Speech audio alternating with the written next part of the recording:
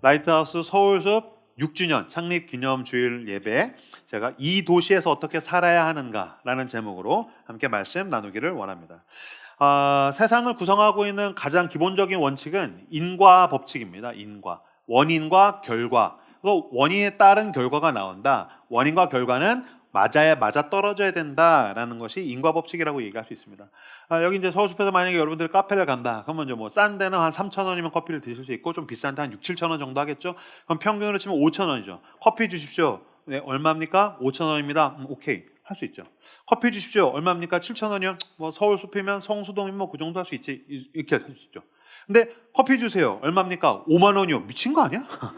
왜 커피가 5만 원이야? 우리는 굉장히 거기서 뭔가 잘못됐다라고 느낄 것입니다. 뭔가 모순되다라고 느낄 것입니다. 왜 그럴까요? 원인과 결과가 맞아떨어지지 않기 때문에, 안 맞기 때문에 우리는 그렇게 느낄 것입니다. 그래서 인풋과 아웃풋이 안 맞으면 우리는 거기서 모순, 갈등 또는 고통, 이거 뭔가 너무 비합리적인데, 이런 것들을 느끼게 됩니다. 아까 읽었던 38절 같이 화면을 보시고 여러분의 성경으로 같이 읽도록 하겠습니다. 읽겠습니다. 시작.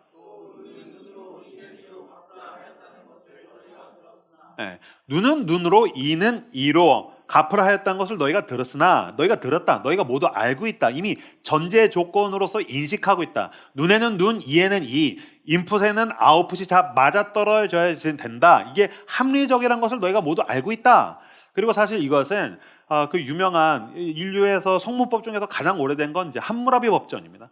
거기에 나오는 눈에는 눈, 이에는 이. 물론 이건 이제 구약 5경에도 나오지만, 구약에 있는 모세 5경에도 나오지만, 거기에 보면은 동해보복법이라고 나오죠. 눈에는 눈, 이에는 이.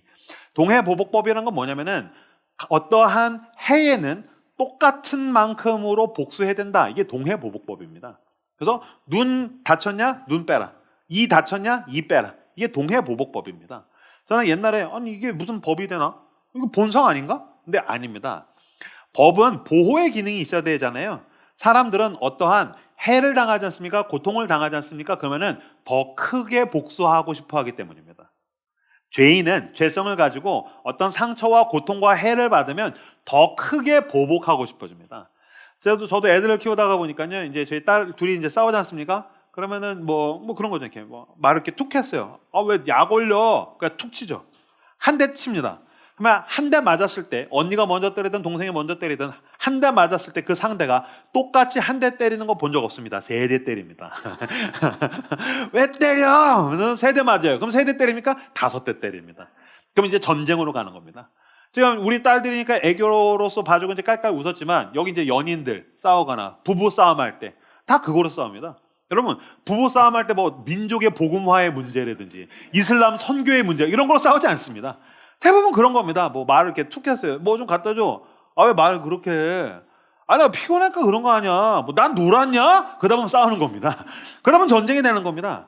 그러니까 인간은 죄성을 가지고 있어서 내가 뭔가를 받으면 그 복수심에 의해서 더 크게 갚아주고 싶어 합니다.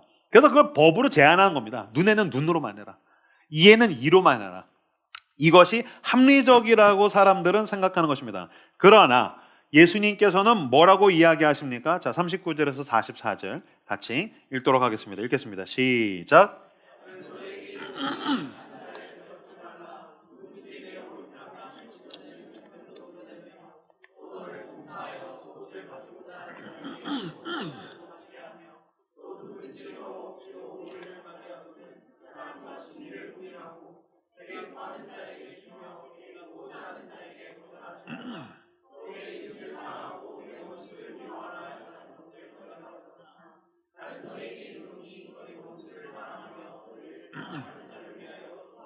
아멘.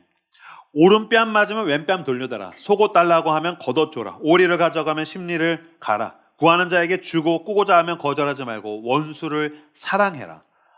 이거를 뭐라고 얘기할 수 있을까요? 아까 인과 법칙이라고 한다면 이거는 은혜의 법칙이라고 얘기할 수 있습니다. 그래서 세상에서 살아가는 사람들, 세상을 주인으로 삼고 살아가는 사람들은 인과 법칙이면 됩니다. 그러나 하나님 나라의 백성에게 하나님께서 말씀하신 건 뭐냐면은 은혜의 법칙. 그래서 오른뺨 맞으면은 은혜를 베풀어라. 오리를 억지로 가자고 해도 너는 은혜를 베풀어라. 누가 너에게 속옷을 달라고 하거든 너는 은혜를 베풀어라. 지금 은혜의 법칙을 이야기하고 있습니다. 제가 지금 은혜 법칙이라고 워딩을 그럴싸하게 썼지만 쉽게 말하면은 뭐 오른뺨 맞으면 왼뺨 돌려대고 속옷 갖고자 하면 겉옷 주고 오리 가져가면 심리를 가고 이 사람 뭡니까? 호구죠. 지금 성경에서 예수 그리스도는 당신을 향해서 호구가 되라 라고 지금 말하고 계신 것입니다. 너무 비합리적이죠. 그렇죠? 뺨 맞으면 죽방을 너무 고급 용어가 나왔네요. 아구창을 그렇죠? 속옷을 달라고 하면 신고해야죠. 당연하죠. 억지로 오리를 가자고 하면 딱 고발해야죠. 도망가야죠. 근데 왜 그 사람들에게 은혜를 베풉니까? 왜 예수 그리스도는 이런 현실 불가능한 마냥 착한 얘기를 했었고 앉았는 걸까요? 여러분 우선 이거 우리 못합니다. 이건 당신에게 하라고 이야기하시는 게 아닙니다. 이거 지금 처음에 제자들이 들었을 때는 예수님께서 우리한테 이걸 요구하시는 줄로 알았을 겁니다. 제자들 그 누구도 이렇게 하지 못했습니다. 그걸 누가 했습니까? 그리스도께서 스스로 우리에게 그렇게 하셨습니다. 여러분 예수 그리스도의 십자가를 떠올려 보십시오. 그가 오른뺨만 맞았습니까? 아니요. 채찍으로 맞고 손과 발에는 못이 박히고 옆구리엔 창이 들어왔습니다. 그는 뺨을 맞았을 때 다른 뺨을 돌려댄 것뿐만이 아니라 손과 발과 가슴과 물과 피와 모든 것을 다 내주었습니다. 속옷 달라는 자에게 겉옷만 주었습니까? 아니요. 그는 하나님의 본체라서 모든 걸 다 가지고 계셨는데 십자가에서 죽으실 때는 모든 걸 내어주고 벌거벗겨진 채 죽었습니다. 우리는 원래 여러분 하나님과 원수입니다.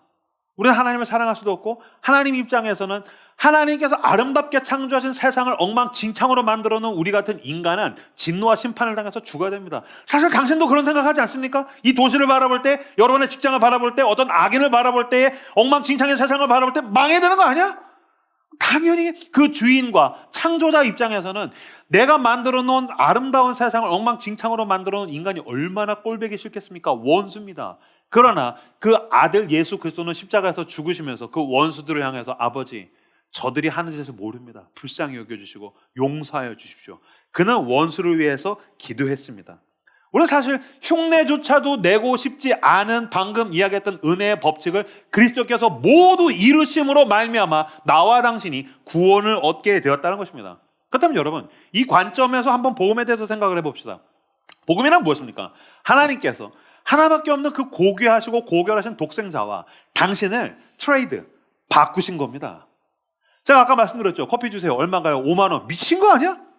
근데 여러분 당신 따위를 위해서, 이건 당신을 비하는 게 아닙니다. 나 따위를 위해서, 오늘 죽어도 할 말 없는 죄인을 위해서 가장 거룩하신 분과 바꾼다는 게 말이 된다고 생각합니까? 이건 너무 비합리적입니다. 이건 말이 안 되는 겁니다. 그러면서 여러분 어떤 면에서 예수 그리스도는 아까 말씀드렸죠. 이거 호구대라는 거 아니야? 예, 맞습니다. 그는 역사상 가장 위대한 호구요.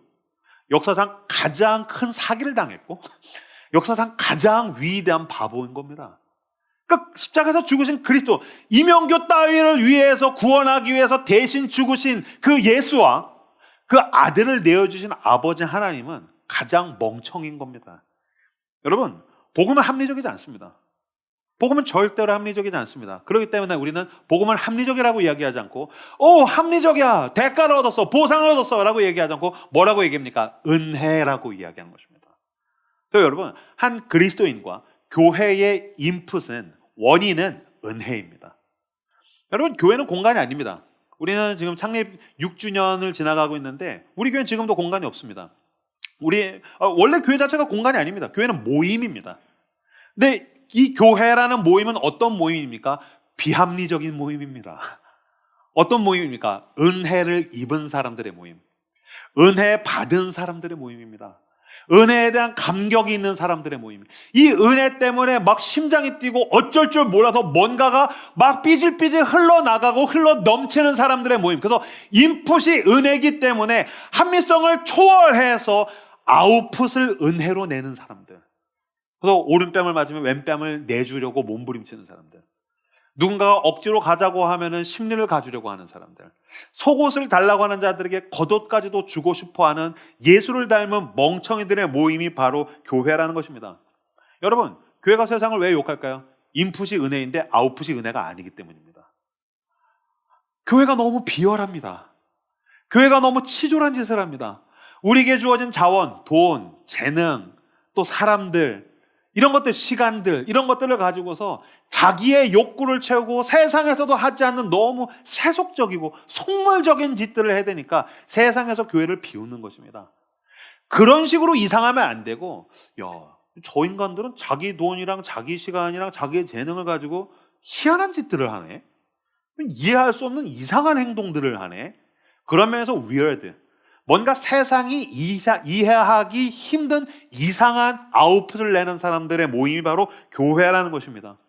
저는 라이트하우스 서울숲에 다님으로써 우리 교회가 그런 weird한 이상한 교회, 세상이 이해할 수 없는 은혜의 아웃풋을 내는 교회가 되시기를 주님의 이름으로 축복합니다. 저는 라이트하우스 서울숲을 개척한 담임 목사로서 와, 내가 이 교회의 담임이라는 게 진짜 자랑스럽다라고 생각하는 순간들이 있습니다. 교회 개척 2주년 창립 기념 예배 때입니다. 2021년도 5월입니다. 2019년도에 방배에서 청년들 10명이랑 같이 교회 개척하고 1년 동안은 재밌었는데 코로나 와버렸습니다. 그래서 교인의 3분의 2가 다 날아갔습니다. 공중분해됐습니다. 뭐 공간이 없으니까요.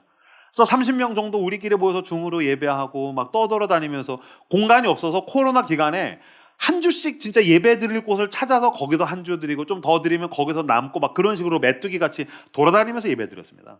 그러다가 2021년도 5월 달에 우리가 어디서 예배를 드릴 수 있게 됐냐면 강남에 있는 모 교회에서 예배 다 끝나고 남는 시간에 이제 저희가 예배를 드릴 수 있게 된 거예요. 거기 교육관에서. 그래서 이제 거기서 이제 예배를 드리기로 했어요. 그래서 창립기념주일 그리고 그 다음 주일. 그래서 여러분 다음 주 창립기념주일인데 우리가 강남에서 예배 드려요. 여러분 아마 믿기 힘들 겁니다. 수요일에서 금요일 사이에 카톡이 옵니다. 이번 주일은 라이트하우스 서울숲은 여기서 모입니다. 이런 식으로. 그럼 그거 보고 이제 모이는 거예요. 찾아오는 거예요.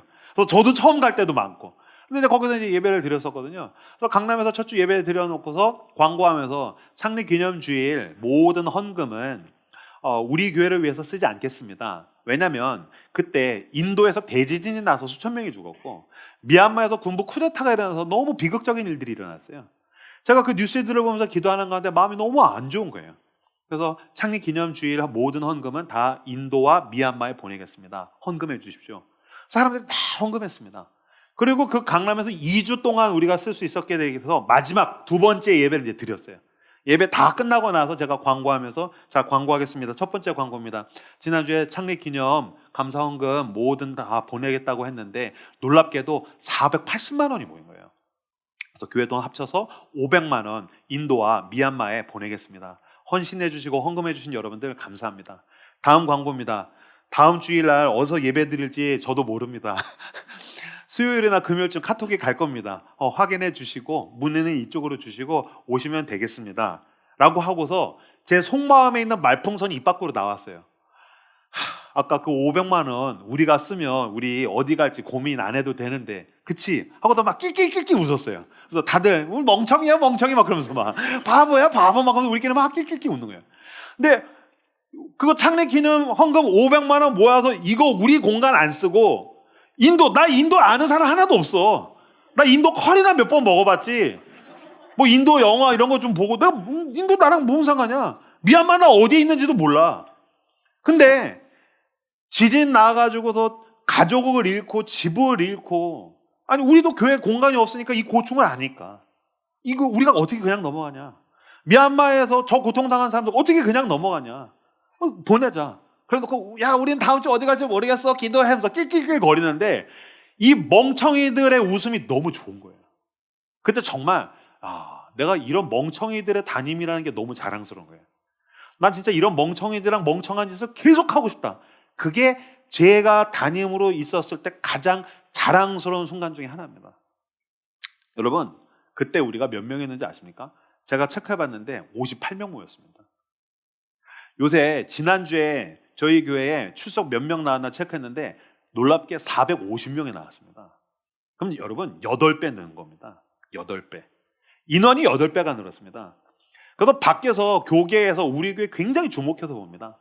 공간도 없는 교회인데 젊은이들 계속 모여드니까. 그래서 막 부흥했다. 성령의 역사가 나타나고 있다. 아니요. 전 사실은 솔직히 잘 모르겠어요. 왜냐면요. 인원이 8배가 늘었지 않습니까? 우리가 만약에 누군가 비극적인 사건을 보고 헌금합시다. 그럼 여러분 58명일 때 500만 원 모였는데 요새 인원은 8배 늘었는데도 500만 원 모이고 1000만 원 모입니다. 그럼 이게 부흥입니까? 그렇다고 볼 수 없습니다. 저희 교회 방문해 주신 분들 감사합니다. 저희 교회에 찾아오셔서 예배 드리신 분들 귀합니다. 그러나 사실은 방문자와 관객이 많을수록 그 교회는 골다공증 걸린 것처럼 되기 쉽습니다. 우리 교회 방문하셔서 예배 드리는 거 괜찮습니다. 그러나 여러분, 우리 교회가 되는 다른 교회 가셔도 됩니다. 저는 우리 교회 사람 많이 모이는 거 목적 아닙니다. 임형규가 목사로서 가지고 있는 목적은 하나입니다. 당신이 교회가 되어야 됩니다. 이 시간 임형규 목사의 설교 이야기나 프리칭, 스피치를 듣지 말고 당신을 부르시는 당신의 주인의 음성을 들으십시오. 당신을 구원하기 위해서 십자가 위에서 물과 피를 다 쏟으신 예수 그리스도의 음성을 한번 귀 기울여 보십시오. 그분이 지금 당신을 불러내셔서 당신을 교회로 삼기를 원하십니다. 그분의 음성, 그분의 부르심에 응답하시는 교회가 되시는 저 여러분들 되시기를 주님의 이름으로 축복합니다. 오늘 본문은 우리에게 오른뺨 맞으면 왼뺨 대라, 속옷 달라면 겉옷 줘라, 오리 가자면 심리 가라, 원수 위해서 기도해라, 이런 은혜 법칙을 우리에게 얘기합니다. 사람들이 이 본문 읽을 때 제일 첫 번째 느끼는 건 뭐냐면 불편함입니다. 왜 불편하냐면요, 나를 손해보게 만든다고 생각해요. 나 호구되는 거 아니야. 난 사람들한테 이용당하고 내 거 다 뺏기고 나 죽고 망하는 거 아니야. 그러니까 내가 고생하고 헌신하고 희생하면 수혜자는 따로 있고 나는 희생하고 고생만 본다라고 생각해요. 아니요, 이거 그렇지 않습니다. 여러분, 사복음서 마태, 마가, 누가, 요한복음을 집에 가셔서 찬찬히 다시 한번 읽어보세요. 예수 그리스도는요, 군중이 있죠. 군중에게 지독할 만큼 관심이 없습니다. 사복음서를 다시 한번 더 읽어보십시오. 예수 그리스도의 관심은 오직 제자들입니다. 세상을 변화시키는 것은 제자들이 사도행전 이후로 하는 거고요. 예수 그리스도는 제자와 십자가 사건 외에는 관심이 없는 것처럼 보입니다. 심지어는 군중에게는 아예 마음을 주지도 않습니다.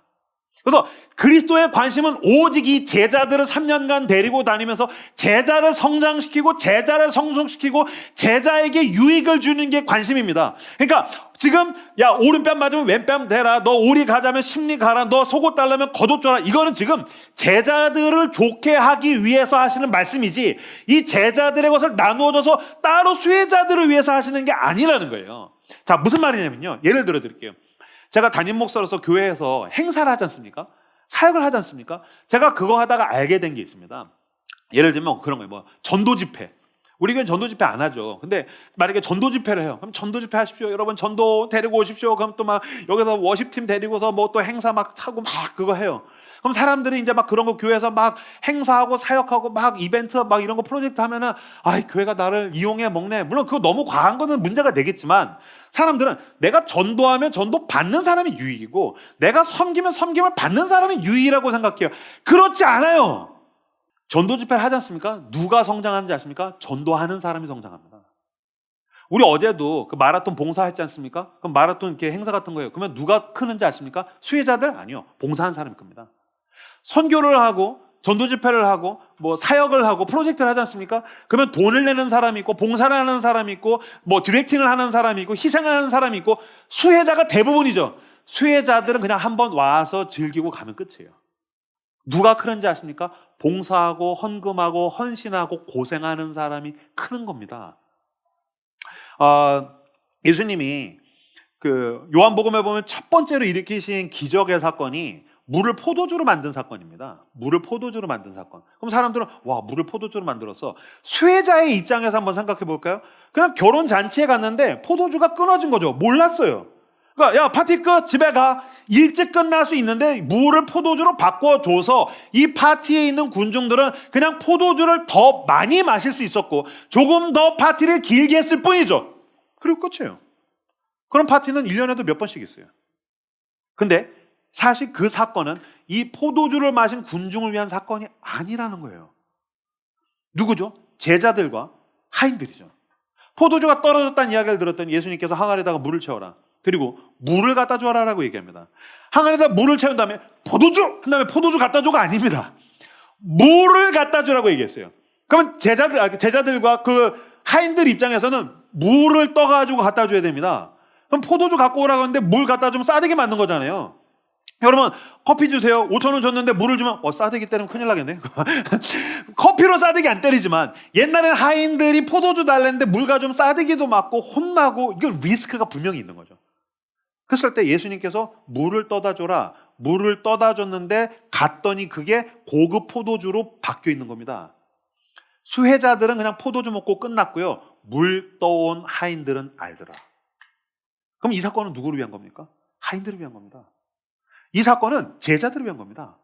헌신하고 섬기고 봉사하고 내 것을 쏟아 부은 사람들을 위한 거지 그거를 먹고 마시고 누리는 수혜자들을 위한 게 아니라는 겁니다. 마찬가지로 우리 교회는 선교하는 교회입니다. 열심히 선교합니다. 그래서 올해는 수련회도 없고요. 다 해외 선교, 국내 선교입니다. 왜 선교 열심히 하는지 아십니까? 사실은 이게 담임 목사의 이 숨은 의도가 숨은 의도가 있습니다. 뭔지 아십니까? 선교지? 우리가 일주일 가서 선교해봐야 얼마나 대단한 일이 일어났으면 좋겠지만 진짜 중요한 건 여기입니다. 담임 목사로서 내가 원하는 건 갔다 와서 이 서울과 수도권, 당신의 캠퍼스와 직장과 사업장이 당신의 선교지라는 것을 각성하게 되는 겁니다. 아, 그렇구나. 여기가 나의 선교지구나. 내가 그전에는 몰랐는데 선교를 갔다 오니까 알겠다. 주님이 나를 여기로 부르셨구나. 거기로 보내셨던 주님이 나를 이곳으로 보내시는 거구나. 나를 거기로 부르셨던 주님이 나를 이 직장으로 부르시는 거구나. 나를 그 사람들에게로 보내신 주님께서 나를 이 친구들에게로 보내시고 나에게 이 돈을 주시고 시간을 주시고 재능을 주시고 인간관계를 주시고 나를 이 서울과 수도권에서 부르심의 사명을 가지고 소명을 가지고 살게 하시는 거구나. 여기가 나의 선교지구나. 지난주 4시에도 우리 한기용 형제가 그 얘기했지 않습니까? 필리핀 코도바 갔더니 쓰레기 마을. 저 같아도 그럴 것 같아요. 처음에 가면은. 여러분 가운데 왜 쓰레기 물이 막 이만큼 있으니까 그거 안 밟으려고 얌생이 같이 막 그랬다 해서 그거 과감하게 하지. 갔는데 썩은 내가 나는데 누가 그 물을 첨벙첨벙 밟겠습니까? 나 같아도 그랬을 것 같아요. 근데 나는 그렇게 안 밟으려고 막 피해 다니고 있는데 저쪽에서 첨벙거리면서 꼬맹이가 와서 밝은 모습으로 웃으면요, 저 같아도 그래요. 야, 난 쓰레기구나. 부끄러운 거죠. 그 맑은 눈에서 천국을 보는 거죠. 무슨 얘기 했습니까? 내가 선교하러 갔다가 선교를 받고 왔습니다. 그럼 지금 이 선교는 누구를 위한 겁니까? 그들을 위한 겁니까? 수혜자와 군중을 위한 겁니까? 아닙니다. 하나님이 지금 나를 위해서 보내신 것입니다. 그 필리핀 선교 다녀와서 이은용 목사님께서 페이스북에다가 이런 글을 쓰셨어요. 비가 내리고 해가 뜨면 수증기 때문에 악취가 좀 더 날 수 있어요. 마음 단단히 먹으세요. 쓰레기 마을이니까요. 선교사님이 겁주려고 하신 말씀이 아니었습니다. 진짜 5분만 한 곳 서 있기도 힘들 정도로 냄새도 심했고 환경도 안 좋았습니다. 그런데 그런 곳에 교회가 있습니다. 그리고 그 안에 눈이 반짝반짝거리며 우리를 기다리는 수많은 어린이들을 만납니다. 교회에서 아이들과 예배를 하고 쌀을 나눠주고 돌아와서 팀 모임을 하는데 한 청년이 말했습니다. 한국 돌아가서는 저는 어떻게 살아가야 하는 거죠? 제가 이 마지막 문장이 너무 마음에 크게 왔어요. 한국 돌아가서 나 어떻게 살아야 되죠? 근데 여러분, 이 질문 당신이 일주일 내내 하는 질문입니다. 당신이 1년 내내 하는 질문입니다. 이 질문을 어디다가 하는지 아십니까? 내 욕망을 가지고 위를 바라보면서 나 어떻게 살아야 되지? 야, 누가 결혼했는데 집이 있대. 나 어떻게 해야 되는 거지? 나 한국에서 어떻게 살아야 되는 거지? 야, 누가 취업을 했는데 돈 잘 벌고 있대. 그래, 그럼 난 어떻게 살아야 되는 거지? 야, 누가 부동산 막 했대. 주식이 됐대. 야, 누가 자녀 교육 너무 잘 된대. 막 잘 풀린대. SNS 봐, 차 샀대. 나는 이 한국에서, 이 도시에서, 서울에서 난 어떻게 살아야 되는 거지라는 질문을 우리는 늘 욕망을 가지고 위에를 바라보면서 이야기합니다. 근데 여러분, 헨리 나우엔이라는 사람이 이렇게 얘기했어요. 욕망은 상향성을 추구하지만 소명은 하향성을 추구한다. 이 청년은 선교지를 갔다 와서 처음으로 난 한국에서 어떻게 살아야 되는 거지? 아래를 보면서 질문하기 시작합니다. 늘 욕망을 가지고 더 갖고 더 먹고 더 마시고 더 있고 더를 외치면서 난 어떻게 살아야 되는 거죠? 내 노후는 어떻게 되는 거죠? 내 돈은, 내 금융은 나는 어떻게 되는 거죠? 그랬는데 그는 이제 선교를 갔다 와서 소명을 가지고 아래를 바라보면서 하나님, 나는 이제 한국에 가서 나에게 주어진 시간과 돈, 뭔가 남들보다 더 가진 것과 나에게는 고통과 상처, 남들이 없는 그 고통과 상처를 가지고 난 이제 어떻게 살아가야 되는 거죠? 그는 처음으로 자기의 소명을 가지고 아래를 바라보면서 질문하기 시작합니다.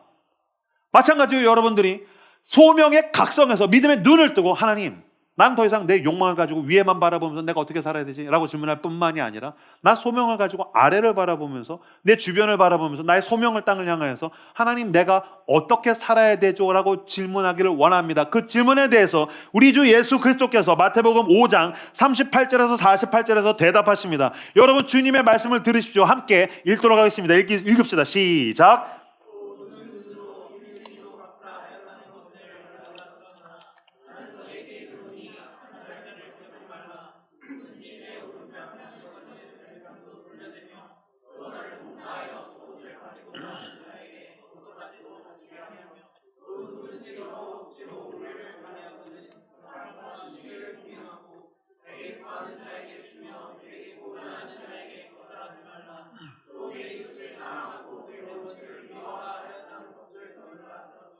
나는 너에게 이르노니 사랑하며 너희를 핍박하는 자를 위하여 기도하라.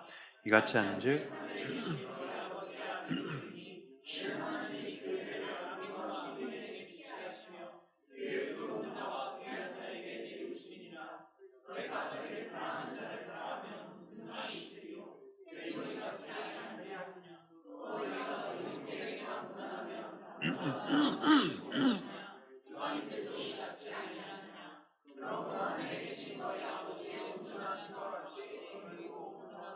아멘.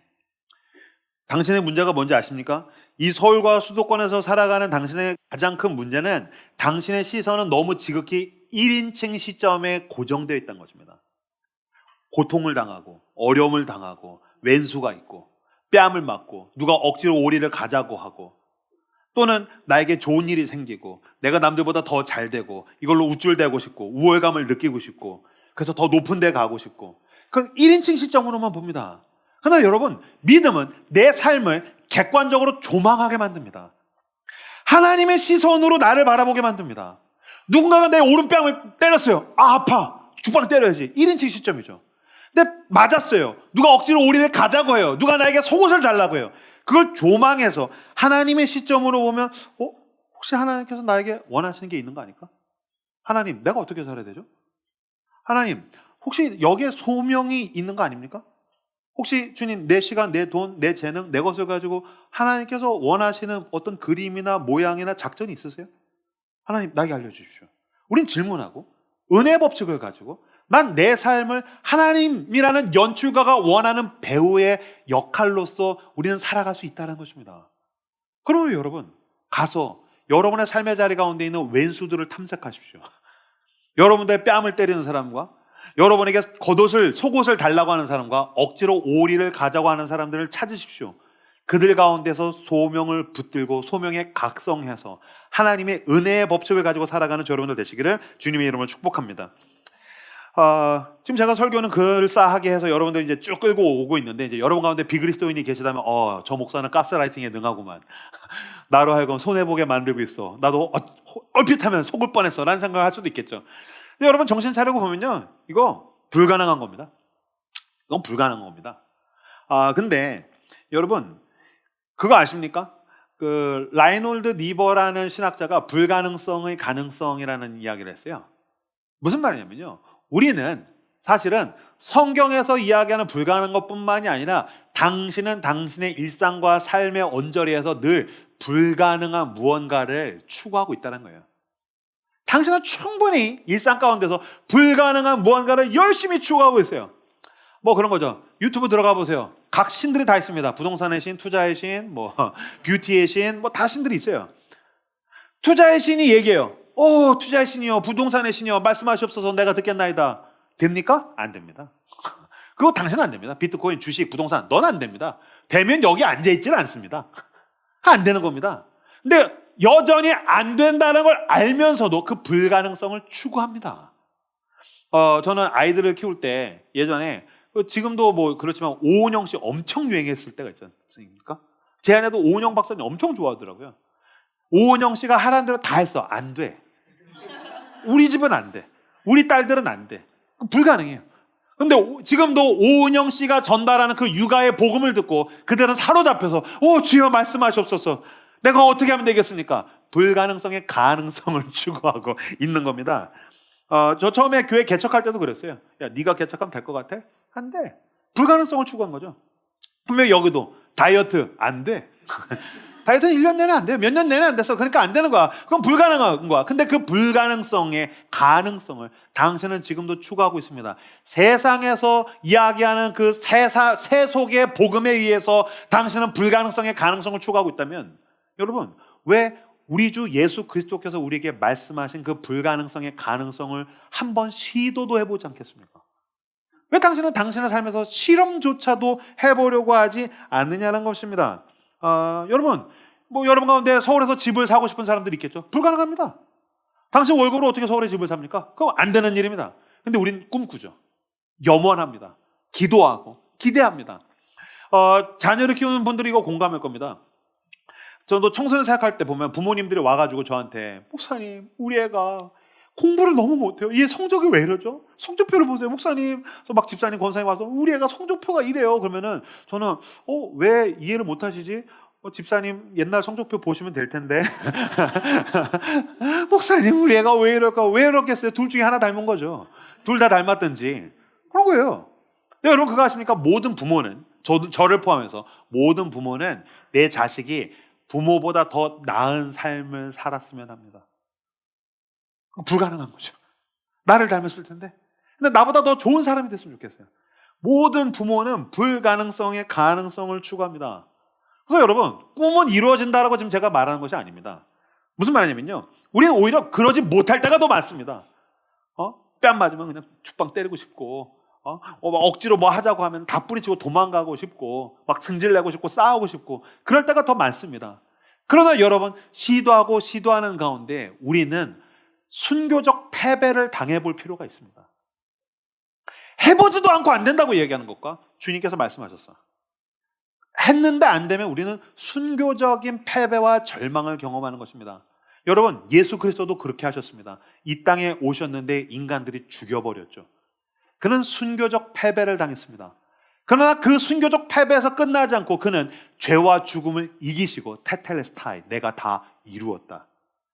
그는 최종적인 승리를 나와 당신에게, 하나님 나라 백성에게 그 승리를 안겨다 주셨습니다.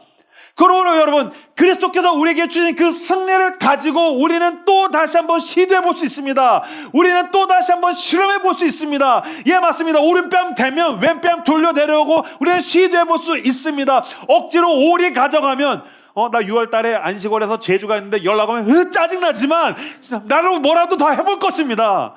연락하지 마. 어쨌든 해볼 수 있는 겁니다. 그리고 여러분, 이것은 주님께서 승리하시고 이루신 것입니다. 그러므로 이게 될까 안 될까의 고민 가운데서 하는 것이 아니라 주님께서 이루셨어. 이 믿음으로 그 불가능성의 가능성을 추구하시는 저 여러분들 되시기를 주님의 이름으로 축복합니다. 여러분들 다 비웃으셔도 상관없습니다. 저는 그리스도인으로서, 그리고 이 일을 더 잘 기능하기 위해서 목사가 된 사람으로서 저는 믿습니다. 주님께서 나를 이 서울의 교회를 개척하게 하시고, 전 동두천사입니다. 수도권에서 살게 하신 까닭은 나는 이 도시에 하나님의 나라가 세워진다고 믿습니다. 저의 사명은 그것입니다. 저는 이 도시에 살고 있는 마지막 한 명이 나와 같은 그리스도의 제자가 되기까지 나는 포기하지 않고 싸울 것입니다. 그러라고 주님께서 나에게 돈을 주셨습니다. 그러라고 주님께서 나에게 재능을 주셨습니다. 그러라고 주님께서 나에게 젊음을 주셨습니다. 난 내 모든 것을 동원해서 마지막 한 사람이 그리스도의 제자가 되기까지, 목사로서 하든지 내가 다른 것으로 하든지 나는 포기하지 않고 지치지 않고 나는 끝까지 싸울 것입니다. 주께서 이미 그 싸움은 승리하신 싸움입니다. 나는 우리 교회가 얼마나 더 좋은 교회가 될지 모르겠습니다.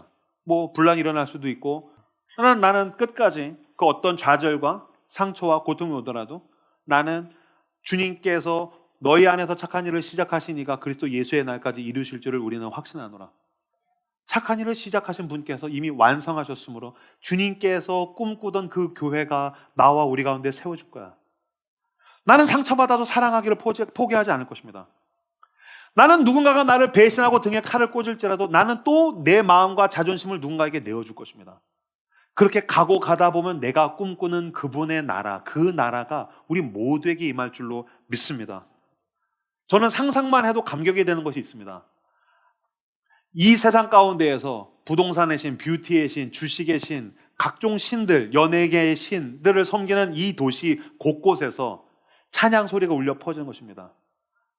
무신론자들이, 하나님을 배척하던 사람들이 그리스도의 십자가의 은혜에 감격해서 놀라워하고 경이로워하고 막 복음을 전하고 싶어하고 서로 그리스도의 은혜를 고백하면서 서로 막 눈시울을 붉히고 그렇게 이 도시에 그분의 나라, 그분의 다스림이 충만하게 되는 그 날이 나와 당신을 통해서 오게 될 줄로 믿습니다. 그 날이 오기까지 포기하지 않고 나에게 주신 소명 붙들고 걸어 나가시는 여러분들 되시길 주님의 이름으로 축복합니다. 반지의 제왕이라는 작품이 있어요. 톨킨이라는 사람이죠. R.R. 톨킨이 쓴 책이고, 반지의 제왕은 몰라도 여러분 가운데 뭐 판타지 소설이나 판타지 게임, 뭐 엘프, 트롤, 뭐 님프 뭐 이런 거 나오는 판타지 세계관 있죠. 그 판타지 세계관을 처음 만든 인간이 톨킨이라고 생각하시면 돼요. 무슨 말인지 아시겠어요? 그전에 그냥 북유럽 신화였었어요. 근데 이거를 집대성해서 판타지 세계관을 만든 사람이 톨킨. 근데 이 톨킨이 처음에 이제 글을 쓸 때에 옥스퍼드 교수로서 있었는데 글이 안 나오는 거죠. 그래도 이제 몸과 마음에 좀 병도 있고 어려움도 있고, 게다가 2차 세계대전인가 그 전쟁도 일어나고, 그래서 톨킨이 병가를 내고서 시골에 가서 요양하고 있었다는 거예요. 근데 글이 계속 안 나오니까 끙끙거립니다. 좌절과 낙심 가운데에서 끙끙거리다가 오두막집 앞에 갔더니 나무를 다 댕강댕강 잘라놔서 나무여야 되는데 그 밑둥만 남은 것을 보다가 이거 내 처지랑 비슷하네. 난 나무이고 싶은데 밑둥만 이렇게 초라하게 있는 게 내 처지랑 비슷하네 라고 하다가 갑자기 아이디어가 떠올라가지고서 가가지고서 단편소설 하나를 순식간에 써내려갑니다. 이게 니글의 이파리라는 단편소설입니다. 여기서 니글은 주저하는 사람이라는 뜻이거든요. 니글은 화가입니다. 꿈이 있어요. 멋진 나무를 그리는 거예요. 너무 아름답고 풍성한 나무를 그려서 그 나무로부터 숲을 그려나가는 게 이 니글의 꿈이에요. 그래서 큰 캔버스를 사가지고서 그림을 그리기 시작합니다. 그래서 정교하게, 세밀하게 정말 열심히 그려요. 그래서 이파리 하나를 막 그려갑니다. 근데 이 니글이 굉장히 심성이 착한 사람이고 오지랖이 넓어요. 그래서 옆집이나 그 주변에서 뭘 도와달라면 막 가가지고 자기 일도 아닌데 막 오리를 가자고 하면 심리를 가고 속옷을 달라면 겉옷을 주고 막 그렇게 하는 사람이에요. 오히려 사람들은 니글을 향해서 멍청이네, 저거 바보네, 얼간이야. 그래도 니글은 여전히 그 마을 사람들을 향해서 사랑하고 섬깁니다. 그러다가 어느 폭풍우가 몰아치던 그날 저녁에 옆에 살던 페리시라는 사람이 자기 가족이 아파서 지금 아이들을 놓고 자기가 할 수 없으니 옆 동네에 가서 의사를 모셔와달라 요청해 니글이 갑니다. 그래서 의사를 데리고 오는 데는 성공을 했으나 그 폭풍우를 너무 많이 맞아서 그게 병이 도져서 이 니글은 목숨을 잃게 돼요. 죽어요. 죽을 때 저승사자가 와서 가자, 너 천국 가야 돼, 너 죽었어. 근데 니글이 엉엉 울면서 저 못 가요. 저 나무 그려야 되는데 벌써 이 큰 캔버스에 이파리 하나 그렸어요. 나 나무 그려야 된단 말이에요. 나 못 가요, 못 가요. 근데 아니야, 넌 여기까지야. 넌 죽었어, 가야 돼. 그래서 이제 이 니글은 죽어서 천국에 가게 됩니다. 니글이 죽은 다음에 유품을 정리하기 위해서 마을 사람들이 와가지고서 보니까 큰 캔버스에 이파리 하나만 있는 거예요. 그래서 그거를 박물관에다가 걸어놓고 밑에다가 제목을 뭐라고 지었냐면 니글의 이파리라고 지었어요. 그리고 이야기는 또 어떻게 전개되냐면요, 니글은 이제 기차를 타고서 천국에 가요. 굉장히 상황이 재밌지 않습니까? 이제 기차를 타고서 막 쭉 가는데 여러 가지 에피소드를 거쳐서 결국엔 천국에 도달하게 됩니다. 이번엔 내리시려고 뭐 천국, 헤븐입니다. 그래서 막 그래서 이제 내리겠죠. 근데 내려가지고서 천국 문을 향해서 막 걸어가고 있는데 니글이 저쪽에 있는 무언가를 보고 깜짝 놀라서 막 달려갑니다. 그리고 그 자기에게 펼쳐진 광경 앞에서 두 팔을 벌리고 막 환희를 느껴요. 거기엔 뭐가 있었냐면 자기가 평생 동안 그리고 싶었던 그 나무 한 그루가 거기에 있는 거예요. 자기가 그토록 그리고 싶었고 열망했고 추구했으나 이파리밖에 그리지 못했던, 자기가 늘 꿈에도 그리던 그 나무가 완성된 형태로 그 천국에 있는 걸 보게 돼요. 그것을 향해서 니글은 두 팔을 벌린 다음에 이렇게 얘기합니다. 이건 선물이야. 무슨 뜻입니까? 여러분, 당신이 추구하는 그 불가능성의 가능성, 이것은 죽기 전에 당신이 완성된 것을 보지 못할 수도 있습니다. 괜찮습니다. 너희 안에서 착한 일을 시작하시니까 그리스도 예수의 날까지 이루실 줄을, 하나님께서 이루실 줄을 우리는 확신하노라. 저는 믿습니다. 내가 꿈꾸던 완성된 하나님의 나라, 서로 사랑하고 정의가 강물같이 흐르고 모든 사람이 감격하며 서로 섬기며 찬양이 울려 퍼지는 그 나라가 저기의 완성형으로 있다는 것을 믿습니다. 이 시간 같이 빌립보서 3장 12절에서 14절 세 번역으로 화면을 보시고 같이 읽도록 하겠습니다. 읽겠습니다. 시작.